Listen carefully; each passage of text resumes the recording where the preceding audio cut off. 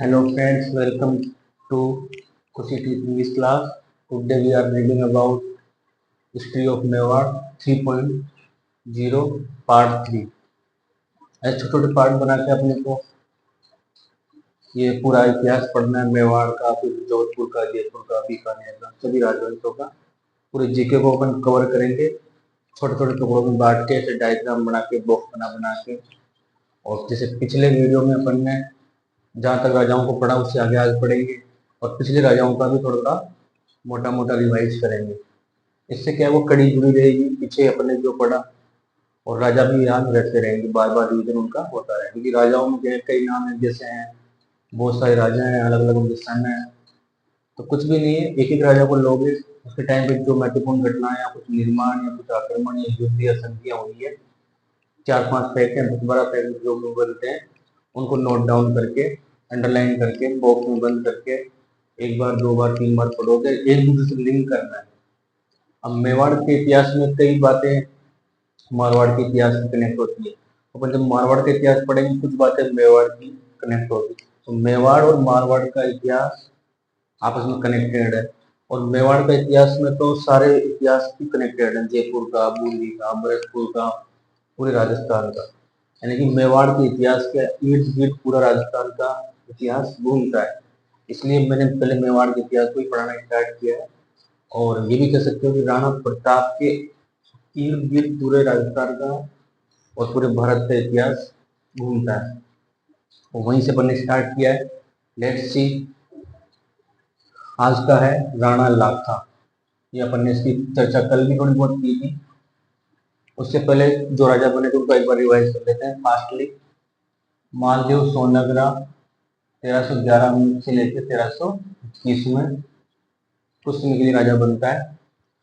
राजा तो क्या एक प्रशासक था ये, इसको जैसे चित्तौड़ अलाउद्दीन खिलजी ने जीत को उसका नाम खिजराबाद किया और अपने पुत्र खिजर खा को प्रशासक नियुक्त किया।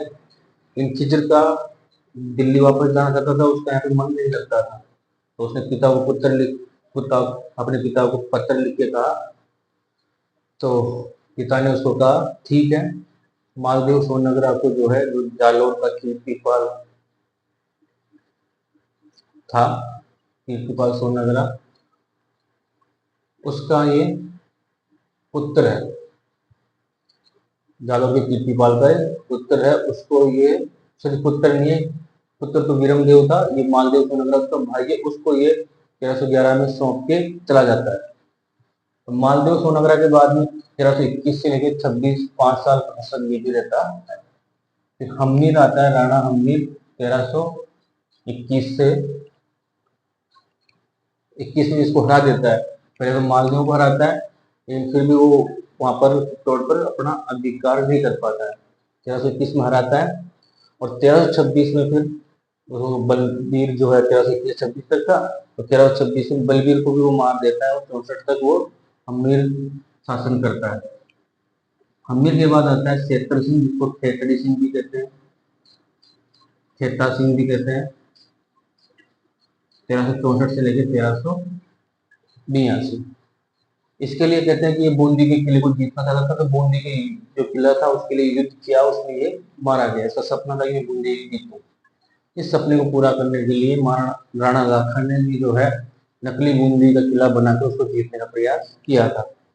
इसने शासन स्टार्ट किया 1382 से 1421।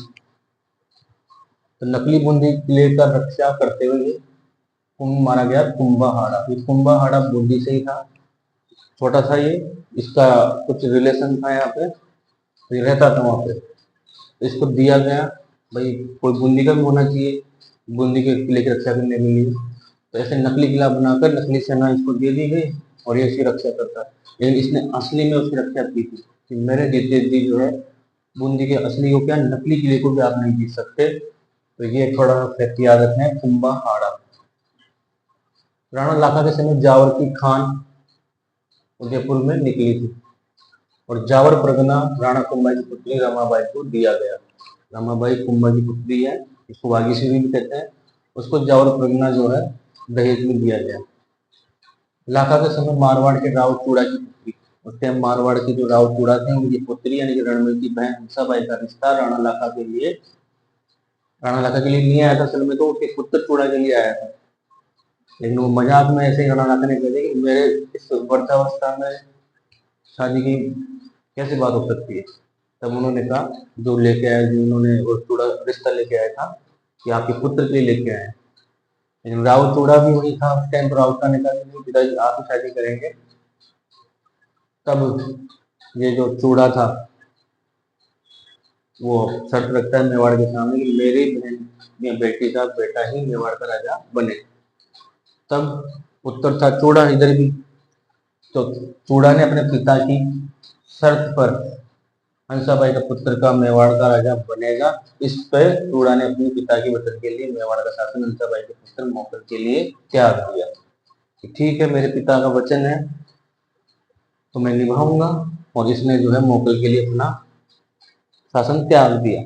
इसलिए चूड़ा को मेवाड़ का विष्णु पितामह कहते हैं। अब दरबारी विद्वान थे इलाका के जोटिंग भट्ट व धनेश्वर भट्ट, याद रखने। जैसे अभी अपन वो पढ़ेंगे मोकल, मोकल के दरबारी विद्वान हैं विष्णु भट्ट और योगेश्वर भट्ट। ये दोनों पिता पुत्र हैं, तो इनको ऐसे याद रखो, भट्ट भट्ट के थे। जोटिंग भट्ट को पीपली गांव जागीर में दिया था और दिनेश्वर भट्ट को पंचदेवालय गांव जागीर में दिया था। ये राणा लाखा था। इसके जस्ट बाद में 1421 में मर जाता है और 1421 में मोकल जो है शासक बन जाता है चूड़ा की जगह। चूड़ा बनना था, लेकिन वो शर्त थी कि भाई मेरा बेटा जो है मेवाड़ का राजा बनेगा। इसलिए हंसाबाई ने अपने पुत्र राणा मोकल को जो है वो बना दिया। इसका संरक्षण चूड़ा ही था। चूड़ा ने ही शासन संभाला था। हकीकत में तो ये बचपन में छोटा था, लेकिन रण में ये जो हंसाबाई है इसको चूड़ा के ऊपर शक होने लग गया कि ये कहीं मेरे बेटे को नहीं मार दे और ये राजा बन जाए। इसलिए वो शक करने लगी। तो शक करने लगी तो ये जो राव चूड़ा है ये मालवा के मांडू में चला जाता है छोड़ के यहाँ से। फिर धीरे धीरे जब ये बड़ा हुआ तो इसने अपने भाई को बुला लिया, हंसाबाई ने। हंसाबाई का भाई कौन था? रणमल। तो रणमल भी कुछ समय के लिए इसका संरक्षक बनता है मोकल का, और वो भी शासन करता है। लेकिन रणमल की भी जो है धीरे धीरे इच्छाएं जागृत हुई, वो भी मेवाड़ का शासक बनना चाहता था। तो रणमल की फिर हत्या करवाई थी। चूड़ा को बुलाया गया वापस मांडू से, तो चूड़ा आया भी। चूड़ा ने जो है यहाँ पे आके शासन संभाला भी था। इसके दरबारी विद्वान विष्णु भट्ट और योगेश्वर भट्ट।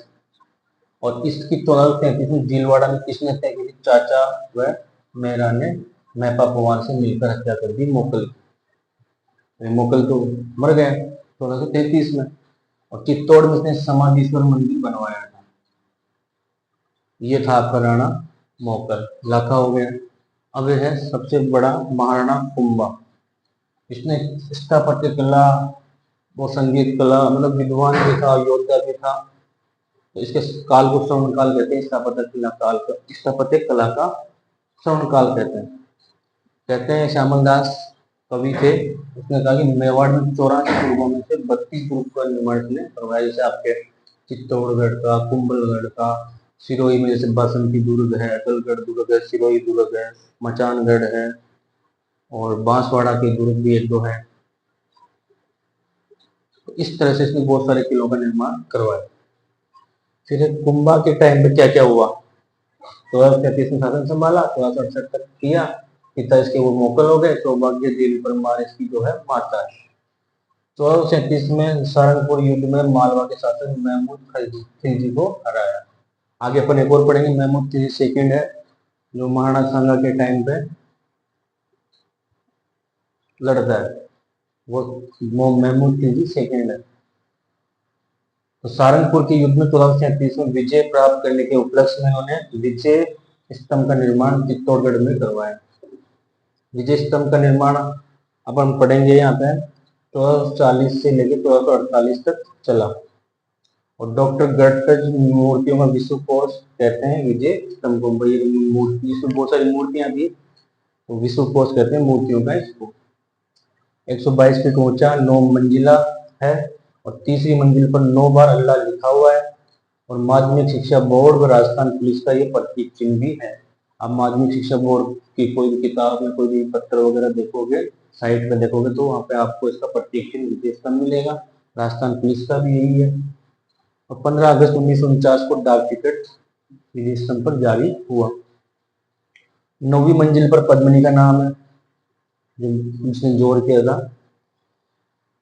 राणा हमीर से लेकर कुंभा तक वंशावली भी 9वीं मंजिल पर है। हमीर से लेकर इस खुद कुंभा तक की वंशावली पूरी दे रखी है, किस टाइम पे कौन सा राजा हुआ, किसने क्या निर्माण करवाया, जो सारी बातें हैं। और वागीश्वरी जो कुंभा की, जिसका नाम रमाबाई की पुत्री है, महाराणा कुंभा की पुत्री रमाबाई का दूसरा नाम है वागीश्वरी, जिसका विवाह जूनागढ़ के मंडलिक से हुआ था। मंडलिक गुजरात के जूनागढ़ का शासक था। फिर ये तो हो गए देखो इनकी प्रारंभिक युद्ध और संधियां। ये महान संगीतज्ञ भी थे और विद्वान भी थे। तो देखो इन्होंने खुद ने भी खूब रचनाएं की है, रचनाएं लिखी है। संगीत मीमांसा, संगीत राग, ये संगीत पे ही है। देखो सुधा प्रबंध, ये सारे रचनाएं इन्होंने संगीत पे लिखी है। सुधा प्रबंध, संगीत मीमांसा, संगीत राग। इनके अलावा कुछ टीकाएं भी लिखी। टीका मतलब है जैसे उसकी रचना पे किसने की, मूल की तो कोई अन्य रचनाकार होता है, उसके ऊपर कुछ व्याख्या करना, उसको टीका कहते हैं। तो जयदेव की गीत गोविंद की रचना जो है, उस पे इन्होंने रसिक प्रिया नाम से टीका लिखी। जयदेव ने जो गीत गोविंद रचना लिखी है, उसी पे इन्होंने रसिक प्रिया नाम से टीका लिखी। चंडी शतक पर टीका लिखी, जो मुरारीदास ने लिखी थी मूल रचना, उसकी व्याख्या की। एक है संगीत रत्नाकर, जिन संगीत का ग्रंथ, इस पर भी इन्होंने व्याख्या की। एक इनका नाटक है कामराज रतिशास्त्र, जो कि काम शास्त्र पर आधारित है। तो ये इतनी रचनाएं तो उन्होंने खुद ने की है। इनके जो दरबार में अन्य विद्वान और गुरु मुनि थे वो अलग है। इनके गुरु थे हीरानंद मुनि, और दरबारी विद्वान में सोम सुंदर सूरी, सोमेश्वर, जयशेखर, भुवन कीर्ति, पिल्ला भट्ट, ये इनके विद्वान थे। वास्तुकार, वास्तु के काम तो इन्होंने बहुत सारे करवाए थे। स्थापत्य किला में जैसे किलों का निर्माण, दुर्गों का निर्माण। मंडन थे इनके शिल्पी, जिनको वास्तुकारी भी कहते हैं, जिन्होंने कुंभलगढ़ ग्रुप में वास्तुकारी का काम किया। वो कुंभलगढ़ प्रशस्ति भी उत्तीर्ण करवाई। इनकी रचनाएं हैं राजवल्लभ, प्रसाद मंडन, वास्तु मंडन, कोदंड मंडन, सकुन मंडन, रूप मंडन, तो सारी मंडन की है। देवमूर्ति प्रकरण। तो इनका एक भाई था नाथा, उसकी है वास्तु मंजरी।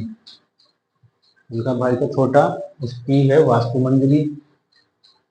और भी है उद्वार दौरणी, द्वार दीपिका, सार समुच्चय। ये है इनकी रचनाएं, वास्तु मंजरी, उद्वार दौरणी, द्वार दीपिका और सार समुच्चय। बूंदी के बेरिसाल को इन्होंने हराया था, सिरोही के सैसमल को हराया था। बूंदी के बेरिसाल को, सिरोही के सैसमल को, और नागौर उत्तराधिकारी युद्ध में गुजरात और मालवाड़ी दोनों की सेनाओं को हराया था। फिर इन्होंने और भी मंदिर बनवाए, मीरा मंदिर, वरा मंदिर। मीरा मंदिर को एक लिंग जी का विष्णु अवतार मंदिर भी कहते हैं। वरा मंदिर कालिका माता मंदिर, जिसको सूर्य मंदिर भी कहते हैं, इनका भी उन्होंने निर्माण करवाया। एक बात यहाँ पे मैं मिस कर रहा था, 1457-58 में गुजरात मालवाड़ी सेना जो ये थी, उसको भी इसने हराया था। और एक 1453 में कुंभा ने मारवाड़ से मंडोर छीना था। उस टाइम को एक संधि भी हुई थी। उस संधि के तहत इन्होंने अपने पुत्र रायमल का विवाह वहां की राजकुमारी से किया था, जिसको आंवल बावल की संधि भी कहते हैं। आंवल बावल की संधि का मतलब ये है कि जहां तक जैसे आंवले का पेड़ होगा, वहां तक मेवाड़ की सीमा रहेगी, और जहां तक बावल का पेड़ है, मतलब बोली जिसको बोलते हैं, वहां तक मारवाड़ की। उस संधि में ये बातें हुई थी। तो ये था पार्ट 3। ऐसे टुकड़े बना बना के, फैक्ट बना बना के आप लिख सकते हो, और पिछले राजाओं के भी 4-5 आपके नाम वापस रिवाइज कर सकते हो। वापस एक बार देख लो, मालदेव सोनमद्र 1311 से 21। कैसे याद करना, देखो माल देव सोना, माल भी और सोना भी, तो 1 और 1 11, तो 13-11 हो गया, 13-11 हो गया, और 11 से 21 हो गया, 11-21 बोलते हैं। फिर हमीर 1321 में जो है उसको पराजित करता है। तो जब 11, 12, 21 हो गया तो हम्मीर आया, हम्मीर ने इसको हरा दिया। फिर बलवीर सोनगर 1321 से लेकर 1326 तक बनता है, और इसने पंजा मारा तो 5 जोड़ दो, बल ने पंजा मारा, इससे 26 हो गया। फिर हम्मीर 1326 से 64 तक रहता है। 1326 को तो आप ऐसे याद किया ना, 26 हम मीर, देखो 2 बार हम मारा है तो हम मीर बन जाएंगे जब 13 दूनी 26 हो जाएंगे। तो 64 को कैसे याद रखोगे?